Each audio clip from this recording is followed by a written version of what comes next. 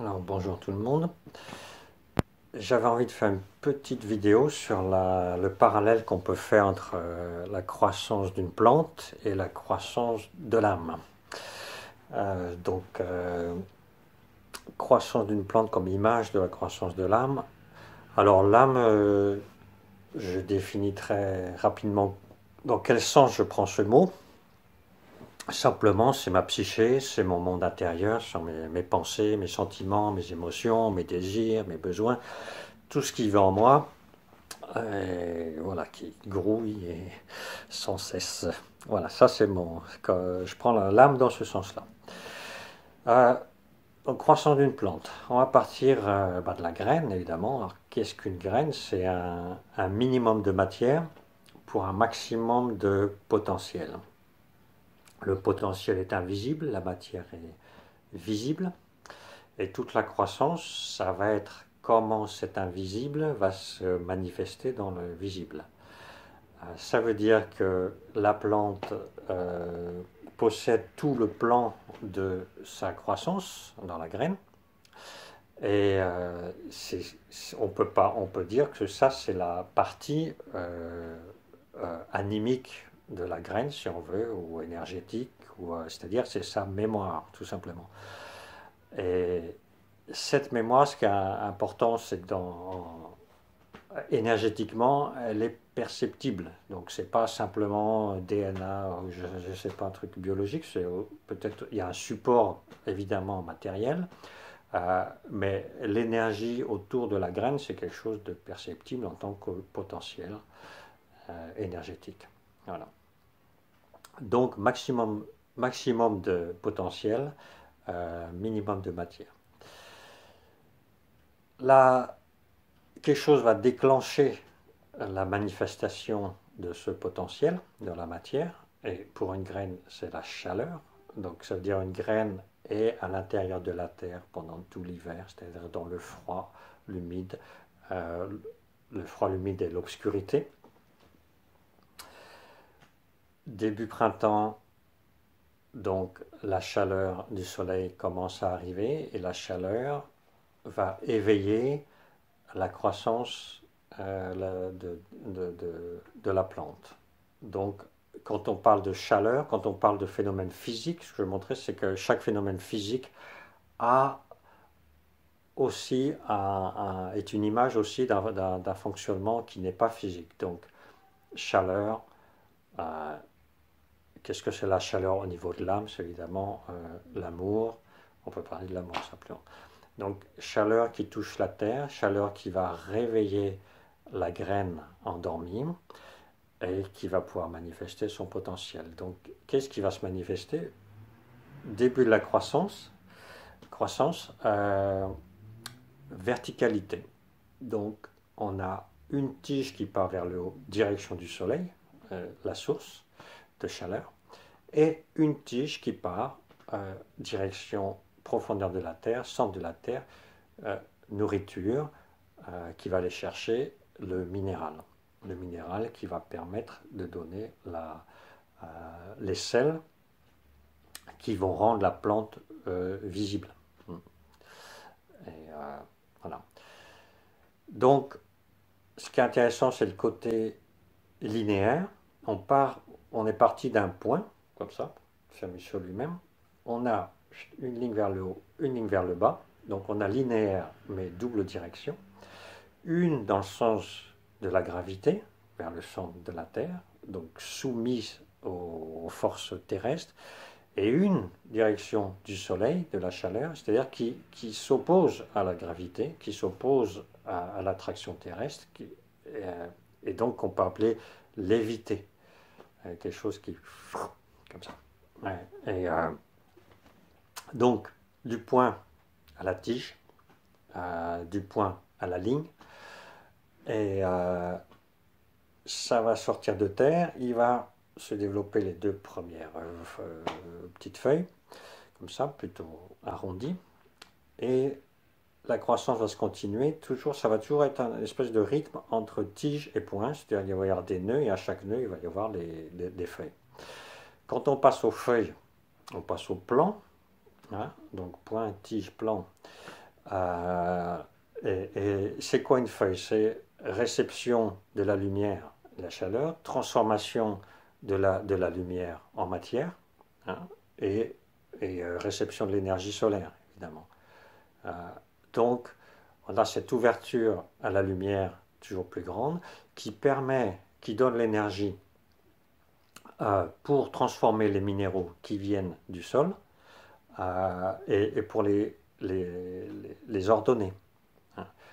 Donc on peut dire la plante dans le sol va chercher le minéral, va le dissoudre, va le transformer en eau, et cette verticalisation, dissolution du minéral, et on va avoir un mouvement plutôt aqueux, plutôt dans le sens de eau.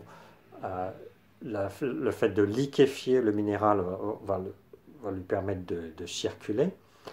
Et en même temps, il va recevoir cette énergie du plant, des feuilles qui sont en réception. Donc, point, tige, plant. Hein, on peut rejoindre Kandinsky, hein, point, ligne, plant, son livre, pour créer tout son art par rapport à ses formes. Donc, chaque forme a une signification. Point, maximum de potentiel, le potentiel qui commence à s'exprimer et qui commence à se développer et être encore plus en relation avec le dehors, et recevant donc l'énergie qui permet de continuer la croissance. Et à chaque fois, il y a un rythme comme ça, il y a la tige qui continue, un nœud, des feuilles, tac, tac, éventuellement des branches avec plus de feuilles, etc. Donc on est dans quelque chose de rythmique, comme ça, qui continue sa croissance. Et les feuilles qui étaient plutôt rondes, elles vont plutôt changer de forme, elles vont avoir de plus en plus leurs caractéristiques propres. Certaines sont plus rondes, certaines sont plus pointues. Il y a un mélange entre le rond et le pointu. Crénelé, etc. Toutes les sortes de feuilles qui expriment chaque fois des qualités spécifiques.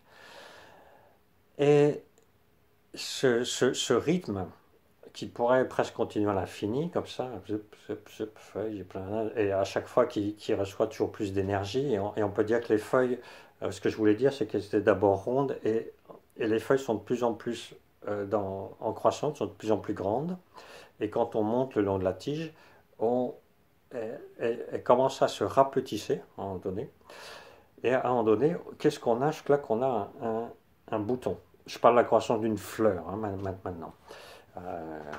Pour être plus précis. Donc on a un bouton, on a comme les feuilles qui se rapetissent et qui forment un bouton. Qu'est-ce que ça veut dire? Ça veut dire que la croissance qui va vers l'énergie solaire, comme ça, elle est ralentie. C'est comme il y a une force qui vient la contenir. C'est-à-dire la force de croissance, la force d'évolution. Hein, si on repense à l'évolution de l'âme, donc on est en croissance. Il y a une forme d'accumulation, on accumule des connaissances, on se lie au monde extérieur, il y a la respiration évidemment, et donc on est en ce rapport avec air, chaleur, lumière, et donc on communique, on est dans un rapport de communication et d'apprentissage et de stockage de cette communication. Donc comme la feuille reçoit la lumière, et par la photosynthèse transforme la lumière en matière. Hein, ça, c'est transformation de la lumière en matière. Transformation de la connaissance en structure de l'ego. Voilà. Donc on est dans ce rapport-là, et à un moment donné, cette croissance, à un moment donné, donc, est stoppée. Ou il y a une force qui vient comme ça. Et quand la croissance, quand on est en croissance et qu'on est stoppé dans la croissance, ben, on n'aime pas ça. Ça s'appelle la souffrance. Et qu'est-ce qui se passe dans cette souffrance, c'est rencontrer des obstacles qui nous empêchent de grandir, c'est rencontrer un plafond dans une certaine certain stade de sa croissance. Et à ce moment-là, ce qu'on voit chez la plante, c'est qu'il y a une première intériorité qui se forme, c'est-à-dire, c'est stocké, mais il y a les feuilles qui se rabougrissent comme ça et qui vont former un espace intérieur, obscur. Hein. Donc, au niveau de l'âme, il faut imaginer, on est stoppé et on est ramené à un espace intérieur petit, obscur, où apparemment il n'y a rien, il n'y a plus rien qui se passe. Ça s'appelle souffrance et solitude, et puis savoir où on en est et où on va. Hein. Bouton. Concentration. Mais ce qui était donné du dehors jusque-là, la lumière, la chaleur, se concentre pour la première fois en intérieur. C'est-à-dire ce qui n'était qu'une expérience d'échange devient une expérience intérieure à soi. C'est-à-dire il y a la formation d'un espace intérieur, c'est la formation de l'embryon de l'âme, c'est-à-dire l'âme en tant qu'expérience intérieure. Ce qui devient expérience dans le monde devient expérience intérieure et ça se passe par le fait que l'expérience dans le monde, qui se passe dans le monde, est ralentie, est stoppée. On peut dire aussi entre veille et sommeil. Dans la veille, on est dans le monde comme ça, dans le sommeil, on va digérer, on va en faire un monde intérieur. Donc après cette âme qui est stoppée dans sa croissance et qui souffre, il y a à nouveau ouverture vers l'achat du soleil.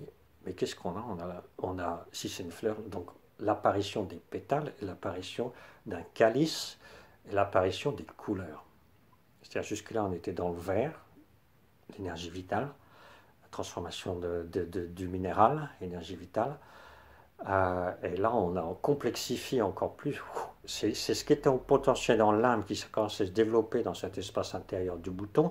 Waouh, ça se développe dans les couleurs de l'âme. Senteur, couleur, la beauté, toute la beauté des fleurs, leur parfum. Voilà. Et quelque chose où nous, en tant qu'être humain, on est touché parce que c'est l'ordre de la beauté du bon. Qu'est-ce que fait la fleur? Elle s'ouvre au soleil et en même temps, elle se donne au soleil. On peut dire qu'elle a son épanouissement et au-delà de l'épanouissement, elle va mourir.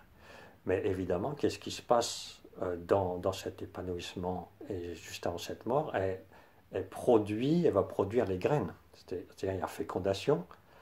Il y a les fleurs mâles, les fleurs femelles, il y a fécondation, donc il y a création de la génération suivante, il y a création du nouveau, mais en sachant qu'on va passer par une période de mort. Donc il y a une espèce d'apothéose comme ça de la manifestation de la forme qui était au début un petit point. Et là, on est passé au volume, hein, on est passé au plan. À partir du moment où on a le bouton comme ça, on a commencé à avoir un volume. Maintenant, le volume se déploie complètement. On est totalement en 3 dimensions, et même plus, vu qu'on a les odeurs, et les senteurs, etc. Et on a tout le système de reproduction qui se met en place. Donc, on est dans le début de l'animalité. Hein, c'est ce qui préfigure l'animalité. Mais dans la pureté de la plante, on peut dire. C'est pour ça qu'on dit que l'homme est une plante inversée, c'est que sa sexualité, lui, se dirige vers la terre, et la plante se dirige dans toute sa pureté vers le soleil. Donc c'est pour ça que la rose est le symbole de la sexualité transformée, c'est-à-dire que tous les désirs qui tendent vers le bas, qui seront un peu vicieux, hein, c'est purifié. Ça veut dire que la reproduction a toujours lieu, mais dans une âme purifiée. C'est-à-dire c'est un rapport à la sexualité tout à fait différent qui s'est purifié de toutes ces scories. C'est pas comme la religion qui dit la sexualité c'est mauvais. Je pense que ça c'est une perversion de la réalité. Mais si on continue de suivre la nature, la sexualité est absolument belle dans son essence. Mais en tant qu'homme, nous on a tout un travail à faire pour retrouver la pureté de la sexualité. Donc voilà, on est dans ben voilà, la reproduction, une mort, un principe d'épanouissement, de mort, de, et de, les graines vont dans la terre, et donc il y a cette notion de cycle. Donc c'est intéressant parce qu'avec la plante, on a et toute la notion de verticalité, qui est la manifestation d'un potentiel, c'est-à-dire qu'on peut appeler de l'esprit dans la matière, tout ce qui est en potentiel devient visible, et à l'extrême de sa visibilité, il, il, il meurt à nouveau, il va à nouveau dans l'invisible, mais en laissant une graine pour la suite. Donc on a aussi tout ce qui est cyclique, on a aussi la notion de cycle, évidemment, donc de rythme de cycle. Et si on extrapole au niveau de l'homme, on peut extrapoler sur la réincarnation, c'est-à-dire vu que comme un petit morceau de matière qui contient la mémoire qui va être transmise, qui va permettre à la génération suivante qu'une graine de rose reste une graine de rose et pas d'une pivoine ou d'un œillet ou je ne sais quoi. Euh, donc ce rôle de mémoire. Donc là, on peut voir que ce qu'on peut assimiler à l'âme, c'est aussi quelque chose c'est un rôle de mémoire. Voilà.